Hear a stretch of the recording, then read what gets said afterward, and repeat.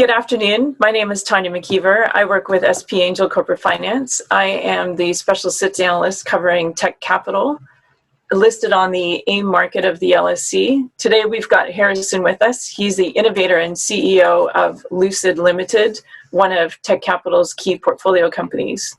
Good afternoon, Harrison. Could you give me a brief overview on Lucyd and tell me how you got started in the business of smart eyewear? The goal of Lucid is to upgrade the world's eyewear by adding useful tech features to prescription-ready, ergonomic eyeglasses. So how it all started, I was working at Tek Capital as a sort of product and marketing developer, and we came across this portfolio of interesting smart eyewear technologies. And once we started doing some research, we realized there was immense potential to release an ergonomic, user-friendly smart glass.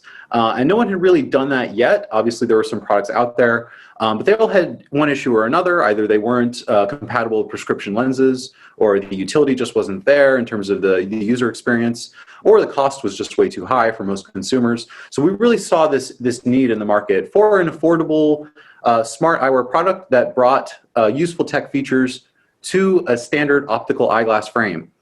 So for the last few years, we've been developing said products, and we're actually coming up on releasing what we think will be our first mass market smart eyewear product, which is the Lucyd Lyte, which I'm actually wearing right now. And you can see it actually looks quite a bit like an ordinary pair of optical glasses. So it is really exciting that we're able to introduce these features for glasses wearers and sunglass wearers, all over the world.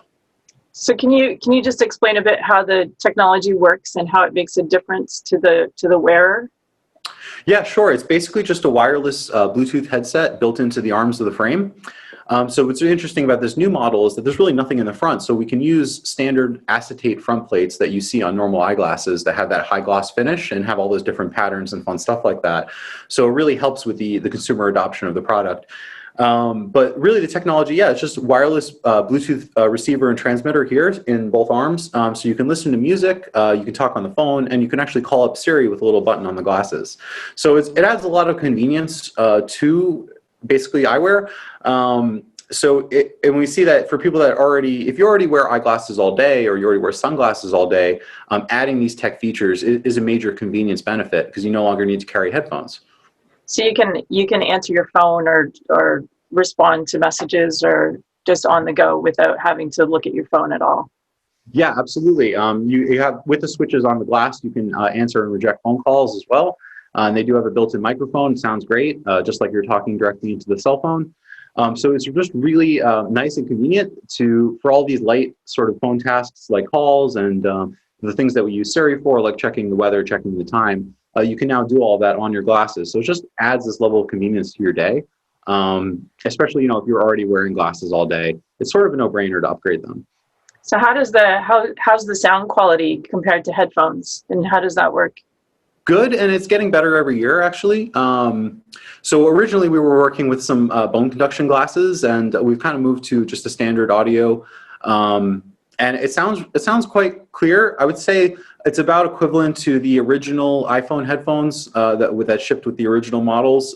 It's not like as clear as over-ear Grotto headphones, but it actually sounds great, and it's plenty good for when you're working out or you're on your commute and you just want to listen to some audio or a podcast or take a phone call. It works great. Perfect. And so I use reading glasses. Can I get prescriptions on them, or is it just sunglasses? We actually have a strategic alliance with a full lens lab in Boston that cuts all of our prescriptions and custom lenses and ships them directly to our customer. So with this lab, we actually offer about 25, 30 different lens options. You can get a prescription color lens. These are a 40% blue light blocking lens, so they protect your eyes from screens and from fatigue. And they really help, especially since I'm on the computer all day, it really sort of helps you get a good night's rest when you wear the blue light blockers. Because there's this thing with blue light where it kind of tricks your brain into thinking that it's morning. So especially if you're on your devices late night, it really helps. So we offer this actually in a full range of prescriptions. We have progressive prescriptions. We can do really fun things like we can do a purple prescription lens and just interesting different things like that, and really give customers the optionality of customizing their glass almost to a T. And then who are your customers? Who's your target market, and where can they buy these smart glasses? So we've seen a couple customer profiles that continue to come up. One is sort of early adopters, people that love just new tech gadgets and they're always looking for the next thing to try. That's one group, I would say. Other group is people that are sort of eyewear aficionados or just people that wear glasses every day and have for years and years, and they're just looking for something interesting and new to try. We're also quite popular with the youth market, the youth sunglass market. And then, yeah, essentially, basically anyone that already wears glasses, it's the closest, they're the closest customer to us because they're already used to the glasses form factor and they're used to wearing them all day, every day. So we believe those are our sort of easiest targets, and that's who we advertise to the most is people that already wear glasses, and we try to entice them to upgrade their glasses. And you did mention a competitive price point. How is it that you can be competitive in pricing such a new novel technology? Well, we have great suppliers, both our lens supplier and our frame component suppliers. They managed to create a very affordable frame when we purchased in bulk, and we give up I would say a little bit of margin for a greater market share, which is something that a lot of early stage companies do. Amazon was notorious for doing that, not charging as much as they could to help accelerate the growth of the market share. So we think that having it be affordable and accessible to all is very important. And we've actually arrived at a product that looks and feels and functions like normal glasses and also costs the same as a normal pair of glasses that you would get. So they're $119 and we only charge $35 US to add a prescription. So it's actually quite affordable, and really it's going to be the same price as if you go into an optical store like a Lens Crafters and purchase a pair of glasses. It's going to be about the same price, but with the notable difference that you get all of that awesome Bluetooth tech in our glasses. Good stuff. And then this new Lucyd Lyte product line, what's different about it? And I think you were also talking about launching a social media app called Verb.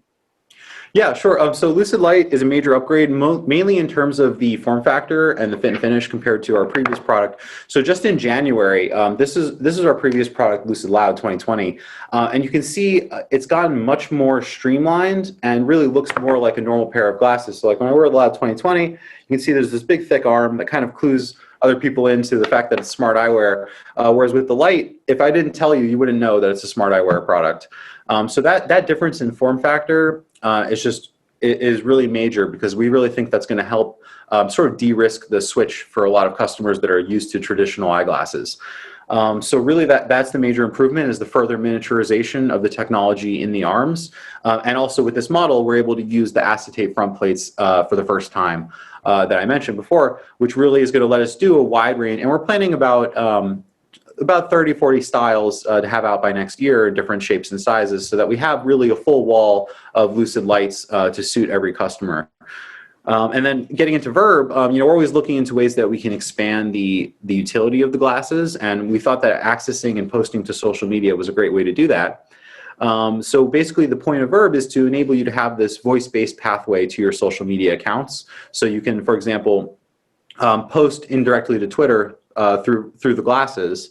So you can speak into your glasses, and then Verb will turn that into text and post it to Twitter, or post your voice itself to this native environment that we're developing for Verb, a native social environment that's based on human voice.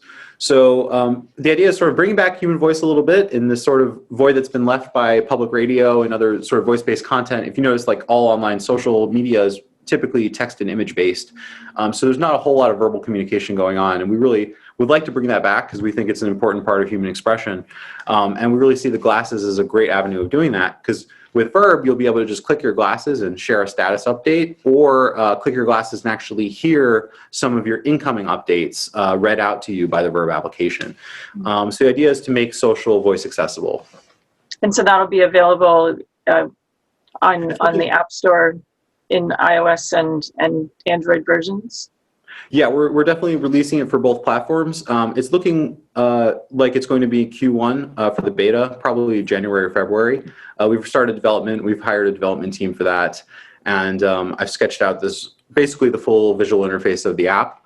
And it's really interesting because, like I said, it's all the other social that's out there. It's based on typing. And I think people are getting tired of typing and reading every single piece of communication, especially post-COVID, where we're not really meeting up with people in person. We're not really having that verbal social interaction, which is really so important to having a balanced life. So we think that Verb is is a great opportunity to sort of bring back actual conversations. And we're going to do some fun things like where you can post a public status update and your friends can kind of jump into the conversation and start speaking their mind as a comment. So you'll have actually comments that are voice comments on a post. So people actually kind of bantering back and forth. So we really like that idea of bringing back voice into social interaction, and we think the glasses are a great medium for that, and really a way that people can just help reduce their screen time a little bit more with the glasses by being able to just click them and hear your new post or share a post instead of pulling out the phone and checking all your different social apps and that whole thing. And then what about your competitors? I think Bose makes a line of smart glasses as well. So yeah, so Bose actually followed us into this space last year, and they produced a product, and I actually have their original model here. You can see it also kind of suffers from the thick arm problem that our last product had. Now, Bose is a great company. They're absolute leaders in the audio space, and it is a nice product. But what we've done with the Lyte is we really, that streamlining of the form factor into a normal optical style is really critical for user adoption that we found. So they have yet to do that. Also, we differ significantly on price. The Bose product starts at $200, and they have one. The new one is $250, whereas I mentioned the Lyte is $119 USD. So we're quite competitive on the price. And then when you talk about prescription fulfillment, we actually have our sort of direct lab that we fulfill the prescriptions for $35. They use the third party to fill their prescriptions, and they start at $125. So when you're talking about the prescription price, the prescription fitted frame delivered to your door, we're able to deliver that much less expensively than the Bose product. So we think that's really critical. Of course, because it has the larger arms, the Bose does sound slightly better. I'll give them the credit for that. But in terms of style, finish, price, all of those things, we really think we're beating them. Sounds good. And then you recently hired Calvin Peters. I guess he was from Walgreens Boots Alliance, and he's going to be heading up your marketing and e-commerce team. I mean, why did you hire him now, and how's he going to assist with the growth at Lucid? Well, it's a really interesting time for the company. As you know, we have this active crowdfund running. We have the Lyte product line launching next month. And we have this Verb app in the pipeline. So there's really a lot of growth on the way for the company if we have the right people sort of sharing the message. And, Calvin's really a PR expert, and he really helped. There's a division of Walgreens called Duane Reade, which is a chain of drugstores in New York City. And he was really one of the top people in terms of their media presence at the Duane Reade chain. And then once they got acquired by Walgreens, he was moved into the main division. And he's really a PR expert, so we really expect him to help build this pipeline of product reviews, unboxings, comparison reviews, all these different types of press that we really need on Lucid products and on the brand itself to help get it out there. So we really see him helping build that pipeline of press first and foremost, and then also sort of driving direct sales through our e-commerce channels because he knows quite a bit about managing ads and campaigns. So we really think on the PR and then on the return on ad spend fronts, he's really going to help the company quite a lot. And also consolidating the sort of brand image, which has been difficult to pinpoint because it is a unique new product category. And there are several different types of customer profiles. It's not like we can just parlay to a single group. It really is sort of a universal product. So communicating that, but in a sort of fun and hip way, that gets people to want to try the product. We really think he's going to help overall the corporate communications and really the brand awareness. And so all your sales are currently online and through various channels like Amazon and others? 90% goes through Lucid.co and Amazon shop and our Amazon FBA shop. So that said, we also have a small handful of B2B resellers. And actually, it's really interesting. I've had a number, now that the Lyte product has sort of been spoiled and we're getting some press on it, I've had a number of reseller requests of different parties around the world that are interested in bringing Lucid Lyte into their country and selling it locally. So that's been really exciting to see. We got people like that once in a while before with the previous products, but now I can tell there's going to be a demand for this product just because it is groundbreaking in terms of the form factor compared to what else is out there. That makes sense. And how is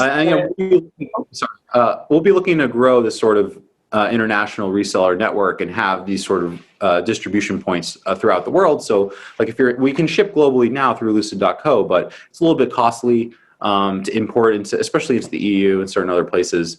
South America is very difficult to import product. So we'll be looking to build up that reseller network and have sort of Lucid agents around the world. Perfect. And then how's your crowdfunding going? You mentioned that you're in the middle of one. Well, it's been fantastic, actually. I really love it because it's just such a great tool for driving brand awareness. And just the fact that all these, and you know, we've raised about $250,000 USD so far in the last few months. We're looking to get to about 400 or 500 by the end of the year. So it's going really well on the raised dollar amount standpoint. But we've also attracted over 1,100 people to come and invest into the company. So all of these people sort of become our customers, become our brand advocates and affiliates, and we actually incentivize them with a special investor-only affiliate program to go out and share Lucid with their network. And you know, since they're stakeholders, anything good that comes to the company comes back to them ultimately. So it really is a great driver for just building this network of brand advocates and customers in a way that you wouldn't get from traditional funding methods. So it's been really exciting in that front, and that we've just been watching our community explode over the last few months. Just all these interesting new people. They want to become resellers. They love the product. They want to buy it. In addition to the fact that they've actually helped us build it by investing in the company. So it's been a really wonderful experience working with Start Engine. I definitely see us continuing to crowdfund throughout the future. And there's one other really interesting aspect of it. It's just that it makes the company community owned. Right. And when something's community owned, it's much stronger than when it's just the core team. It's more like a family feel. It's a much more powerful thing when we have all these people around the country and around the world that are not just followers of the brand, but invested in the brand and interested in helping to grow the brand. So it's been a wonderful experience, and I love that community aspect of it, because now we have this built-in audience that if we want to do focus grouping, or we want to do market surveys and different things like that, we can survey all of these likely smart eyewear buyers and see which frame is their favorite, which features would you like to see in the next Lucid glass, and we can survey all of that. So we get all this sort of built-in market data as part of that also. So it's really great. That's very helpful. And so just one last question, if I may. What can we expect over the next year from Lucid with your new funds and your new investors in place? Well, hopefully you'll be seeing a lot more people are wearing our glasses. That would be the number one thing that we're shooting for, because obviously everything else comes out of that. And it's just a great, fun product. And we've really de-risked it for people on multiple fronts. It looks and feels like normal glasses. It costs the same as normal glasses. We let everyone try our products for 7 days risk-free. So we really made it easy to become a part of Lucid Fam and really get on board with our products. So I think we're going to see a lot more growth over the next year with more of these sort of community investors coming on board, and also a lot more of just regular customers. Just because of this new product we have is so exciting. And everyone that I showed the new models to, they're blown away. We've gotten some early feedback from about a dozen beta testers. It's been unanimously positive. So it's just really exciting time for the company. And I think that the sort of 1-2 punch of Lyte and then Verb is going to really create this new sort of wearable user experience. That is something completely new. It's based on glasses and a vocal social app. And we really have an opportunity to create this new sort of computing environment based on our glasses. So we're really excited for that, and continuing to grow the team and really make Lucid sort of the go-to brand in smart eyewear. And we really think in the next year that could happen.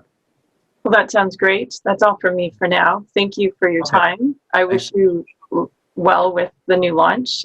And I can't wait to get my own pair if I can get to Florida soon. Yeah, no, we actually ship to the UK. So, so I'll place my order soon then. All right. Have a wonderful day. Thanks, Harrison. All right. Take care.